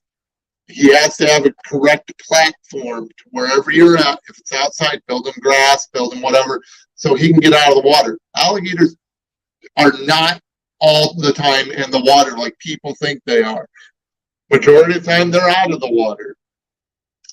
And if it's indoors, get a really good UV basking light, because if they can't get sunlight naturally, or if you've got windows, because a lot of people think that if they put their animal, if they don't want to buy UV light, they put their animal next to a window, they're getting UV. Well, a lot of homes, when they're built, they have glass put in. Well, it has UV protectant built into the glass when they make the glass for the home. So none of that UV is actually coming through that window. It's just getting warm sunlight. So UV, definite hot spot so they can bask and digest their food. It's okay if the water's cooler. They can handle really cold temps. Alligators handle, but they need to have a really nice hot spot to digest. Interaction is key too with alligators. Handling every day when they're a baby, rubbing the sides of their face and their teeth. You need to have it where if they don't have a place to hide in, you need to either get them used to a dog if it's going to be around, or a cat or whatever, when they're small, because they will get nervous. Like if they're sleeping and let's say the dog can come near the enclosure and they wake up, they'll see it and spook. So you need to get them used to everything. It's like training a dog, basically. But the key things, honestly, is the diet, the space for the water, and the heat. A lot of people just think they can feed them this or that and they'll be fine. They need a wide variety: birds, fish. Do supplements if you cannot. Stick supplement pills, just like if you're giving dog medicine. Stick it in their food, your calcium, your iron, and give it to them there. Matt Zuri makes pellets of all sizes that you can give to alligators. Sadistic is a dream animal for me, so I have to ask. Look, he actually has them and has them for years, so I wanted to get it from a professional. I will one day, when I move out the state of Maryland, have me an alligator. And so my goal is to have it. I don't want it inside. I want it to definitely have a pond. I told my husband I want a big fence. I want to be able to walk in through a gate and then walk in through another gate, and then this is us. So my grandkids can see them, without being there with them and things like that. But it's a dream, and my next house, whether it's 5 or 10 years from now, it has to be in a state where owning an alligator is legal. but I want that alligator to feel like it's as close to the Everglades as possible. Like even down to, I told her I want birds. Like I want to hear things it would hear in the Everglades. You know, I want it to be a little oasis for me too, kind of like my Asian water monitor enclosure is. I love going in there because I feel like I'm going into a whole different place in the house. But my alligator, because it's such a dream animal for me, I just want it to be perfect. So if I find a house with 4 acres, I want at least 2 acres just for that alligator. It will only be one. I don't think I can own multiple because I'm a realist. You know, I think with an animal like that and me never really having them other than being able to touch them when they were, you know, in my neighborhood when I was younger, I will have to do like I did with the retics. Years of educating myself, a mentor who allows me to actually handle theirs so I can, because with me, it's all about confidence. Yep. That's why I won't own venomous. I will never be I would never be confident enough to stand in the room with a king cobra. It's never going to happen. I won't own elapids. Vipers, I'm fine with. Elapids, I'm not comfortable with my handling skills. None of them, Chip, for me. Anything that, see, I've been passed out accidentally, and even then when Viper would get me. Now they're beautiful, but I know my cutoff. And so for me, if I don't feel that I will ever be confident, like I love an alligator so much, I know I will be confident. It's kind of like the water monitor. The first time I touched one was when I was at NERD, and it wasn't a question like, let me get it here. You know, I didn't even ask any questions. Put it on my shoulder. Like I'm holding the thing. That same thing with the retics, because I love them so much, it wasn't no choice but to learn and engage with them. So it's a dream. So right now, you are in the state of North Dakota. Okay. So you said you have multiple. Yep. How do you see, Chip? That still seems like a lot. You're more incredible than I thought you was. I knew you had a couple, but the retics, those, you still have. You don't have. Do you still have ball pythons? Oh yeah. Okay. Your wife, does she like any of the animals, or is she? I just tolerate them because Chip crazy. No, okay. she's got her sand boas. She's got a retic. I forgot about the sand boas, by the way. I don't think I said that when I was listing the animals. That's hers technically, though. Okay. Then she's got a retic, corn snakes, and then she takes care of like all the geckos, the bearded dragon.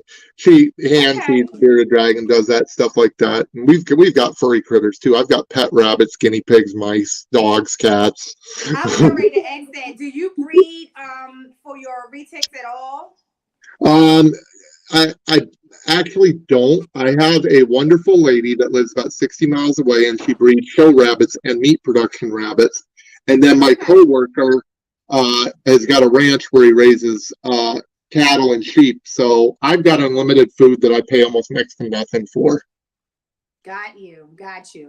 All right. So I've had Chip here for almost, I knew it was going to be a long one for me because if my sister, I don't know if they're in the chat today, they will tell you that you say your name. I'm like, like, so I don't know, like people don't realize the impact they have. You probably didn't even know I existed, you know, until recently, but as just literally over the last 5 years, just looking up, getting information, any podcast or video that you did with Jim, any comment that you make in Retic Nation, because oh my God, your comments would make me just pass out. Like you would say everything I really want to say, but you would say it because you had all the history and education behind it as well. Yeah. But the golden moment for me is when you showed up on my live and I saw your name in the chat and I had to look twice. I was like, wait a minute,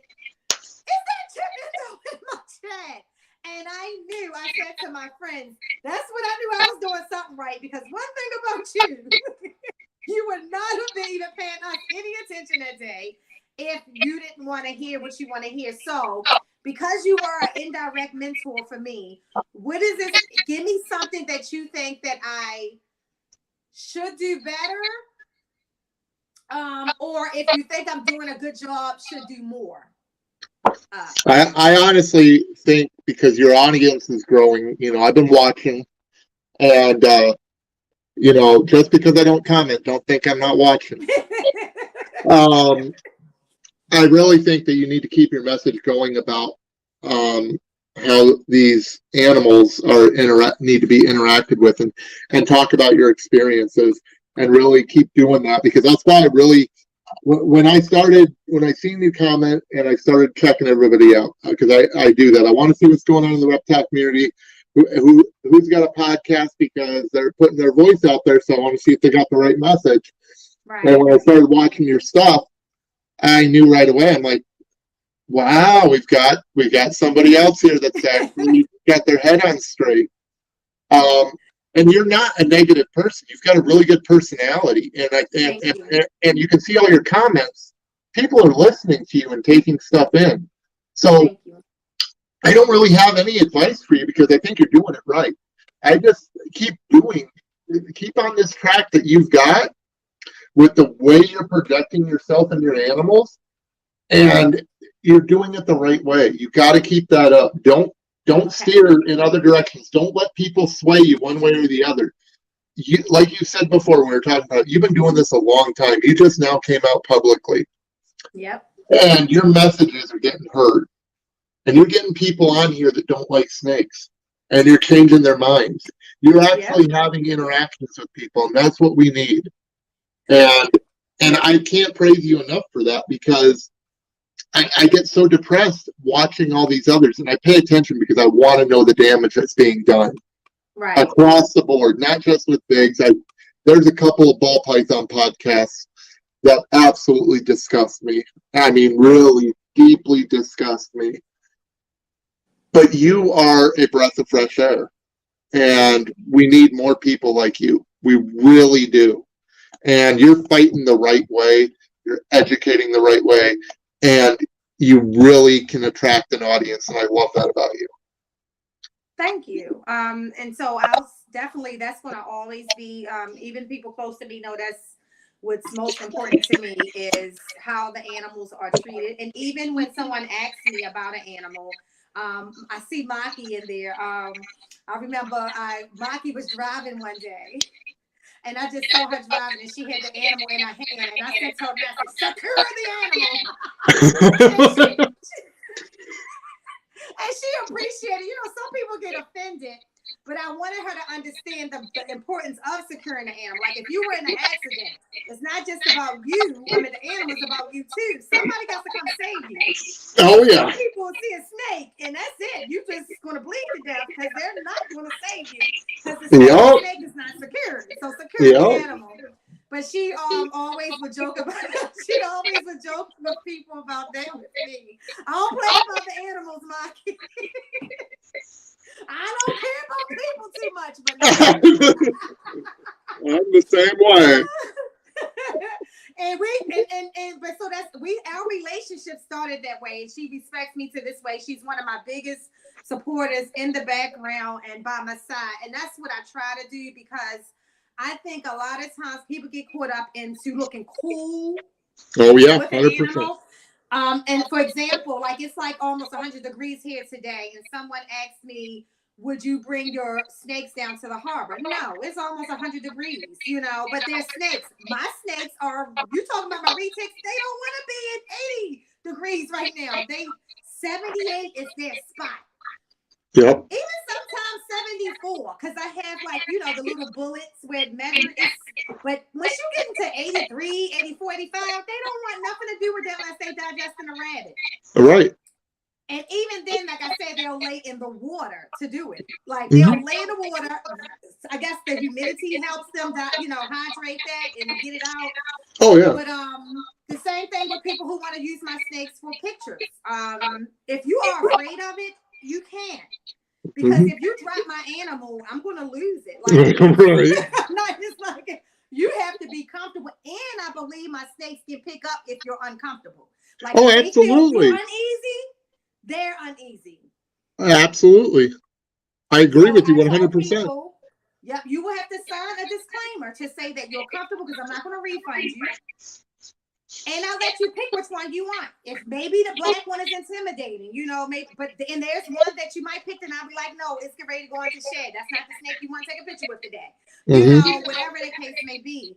But everything too is like for me, I want to do more of educational. As of August 5th, I will be leaving my full-time job and I'll be doing this 100%. And one of the biggest things I want to do, I want to create a herb society for the state of Maryland because it's not the one that I grew up with doesn't exist anymore. I want to do more with conservation, and I want to do more with children education because children are not exposed to animals the way we were. Yep. Because there is no herb society here. I remember we could go to the herb society and they would have all these different snakes we're talking about in a place and educate us about them. My fear of animals was never inherited, and it's weird because it's definitely me. So I always tell people, if you have a child who love reptiles, it's for some reason. You may not know what emotional, mental disability that they may have, but most people who like snakes like them for a reason. Mm-hmm. You may not figure it out about your child, but don't deny them. Like I have well, she's an employee now, but her daughter loves snakes, and I said, do not make her not like them. If she loves them, it's a reason. It's inherited in her to want to engage with this reptile. Now, if you're uncomfortable, let me teach you more about them. Because you're the parent, you're going to have to take care of them, help take care of it. But you cannot deny her that because it's deeper than just wanting a pet. Snakes provide some type of peace for a lot of us. Not just snakes, reptiles in general, you know. Mm-hmm. I have animals that I just like to watch. Tarantulas, you never see me hold them. But I just sit here like to watch them move and clean themselves. They're very pretty. Whatever it does for me, I can't explain. But I can tell you, I just sit here sometimes and just stare, watch the little pink toe, watch her put her little pink toes up on the side, then watch her clean herself. And but I would never pick them up. But my snakes are like children to me. Yeah. So if you drop my animal, it's going to be a fight. So don't even bother at that particular point. It's going to be a whole fight out here. So, and that's just something that I want to do the education piece so much. Like I was saying the other day, I'm going to do more lives because I didn't, you know, because a lot of my work friends are on my social media. I never wanted to kind of mix the two. I do a lot on Instagram. Yeah. But now I can do more for the people who don't know. You know, I can educate them more and help them be advocates for us. Last night, my cousin shared a picture of him. He's in New Orleans, and he tagged me. He like, shout out to my cousin Nicole Tisdale, and he's holding a retic. And I'm like, oh my God. That's awesome. You know? Like, this is so cool. So what you said is that it is definitely reaching out or getting people more knowledgeable about the animals that we love. And that's a big piece of us keeping them forever. Yes. So that's I'm gonna go all the way in on that chick. So you don't have to worry about that. I cannot wait to be able to do that. That's what I'm so excited about. My heart is so full. And like I said, guys, I am going to be living a little girl's dream at 49 years old. And it's an incredible thought. You know, I never thought that it would happen this soon, but I'm blessed that it is. Thank you for all the pieces falling in place to allow me to do it. But that's my goal. So I would definitely like keep you in a loop and maybe sometimes have to reach out to you personally. Yeah. Because I didn't even know, like, when I inboxed you, it was way after you. I realized you was in the chat. So once I saw that you had eyes on me, I'm like, oh, I'm inboxing him. You know, like, I can't believe this. So I would definitely like how we communicate more, be communicating more with you because I admire your level and your knowledge. Anytime you speak, I hear something new. You educate me on so many levels, and it's just so refreshing for me to see other people who has that very innate passion for the animals, not just owning them and wanting to breed them, but loving the animals. And for me, like I said with the reticulated python, that's why I'm not breeding them. I went with ball pythons. Although when I bought them, I laid up genetics that I thought I wanted to breed. But like I said, by the second one, I was like, can't nobody else do this. Like, you know, it's a handful of people in the world who going to give these animals everything that they need on a daily basis. They are my heart. He looking at me now, the pine looking at me now, like, you talking about me? Like, he's sitting right there, you're talking about me.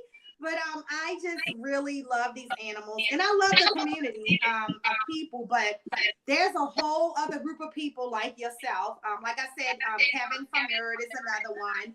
Well, you know, I know Kevin. I know, right? And y'all go back, and you know, you both are very candid in your own way, you know. And I tell him, I say to him all the time, being able to just send him a text message about my water monitor. A funny story I tell is when I text him, because my water monitor would stand underwater for like 30 minutes. And I text Kevin like, oh my God, something wrong. He won't come out of the water. And he texts me back, Nicole, it's a water monitor. But I was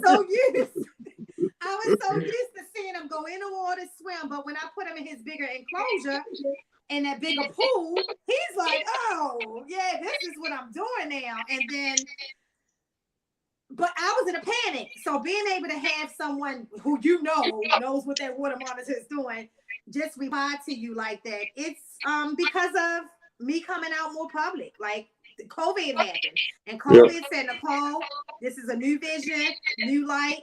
Let's start this dream path now. Let's start getting yourself out there to talk about it. And I am glad that people are changing their mindsets about these animals. But it's because of people like you and the people in the chat that helps me do that. So I thank you so much for today. It's so cool. Like, hold on, you can't move. I gotta take a picture, make sure I get it. I just did a podcast with Chip Indoe. Let's get it for the record in case somebody believe me 80 years from now. Thank you so much.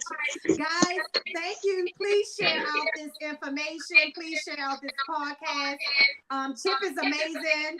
Follow him on Instagram. Chip, tell me, it's I look at you under Chip Indoe, but it's actually Rebel Reptiles on Instagram. Yeah, you can find me under Chip Indoe. You type in there, it'll come up with Chip at Rebel Reptiles.